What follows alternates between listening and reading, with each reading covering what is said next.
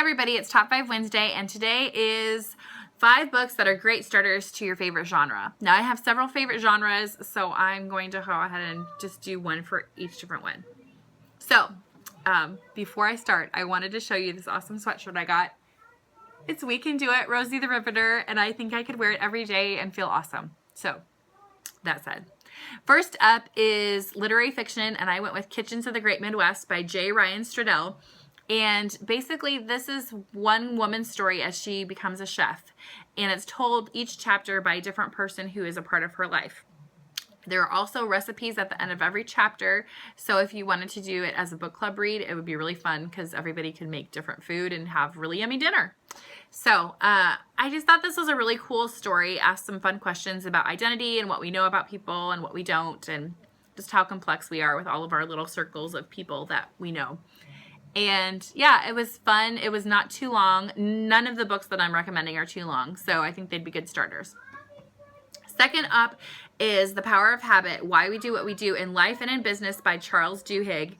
And this is a good self-help but also nonfiction book. And it has a lot of science of why we do what we do, but it also has a lot of, just kind of encouragement.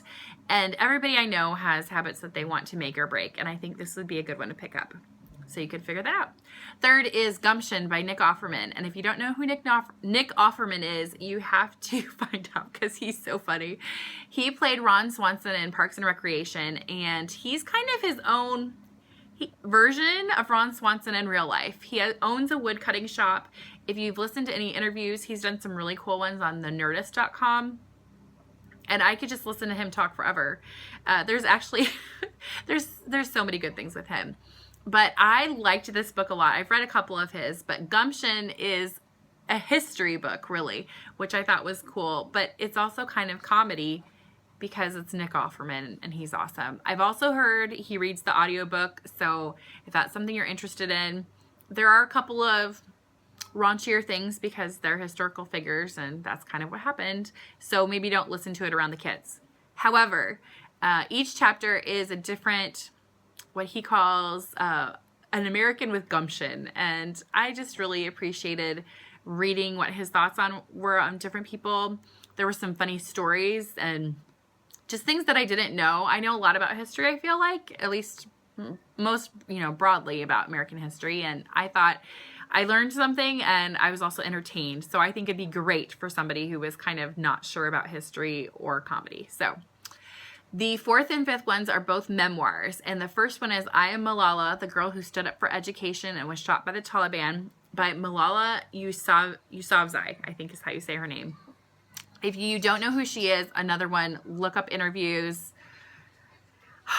She's a great powerhouse of women power energy, and I love her. She's only maybe 21 now. She's not very old, but when she was younger, she fought for her right in Pakistan to have an education, and her father was she's an amazing dad.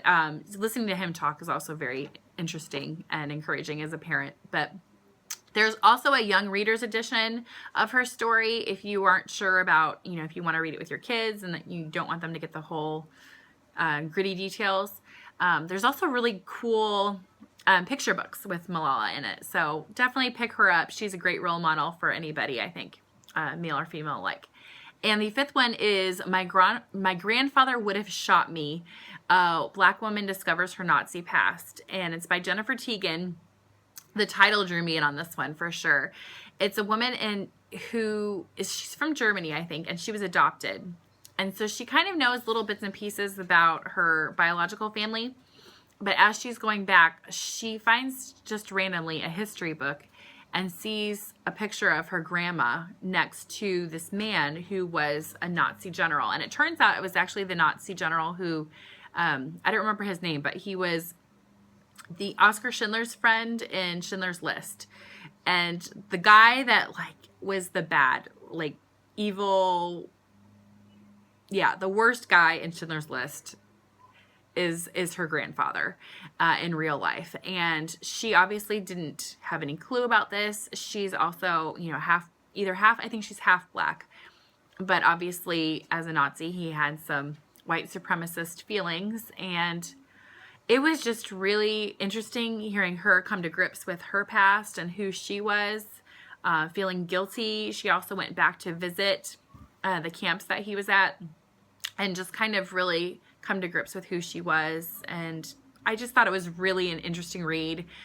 Very poignant, drew you along. I mean, she was just very, very well-written book. So those are my top 5. Also, if you haven't heard of Station 11 and you are interested in apocalyptic fiction, that's my bonus 6. It's by Emily St. John Mandel, and yeah, it's also a really good one. So I will talk to you guys later. Have a good day, and yeah, happy Wednesday. Bye.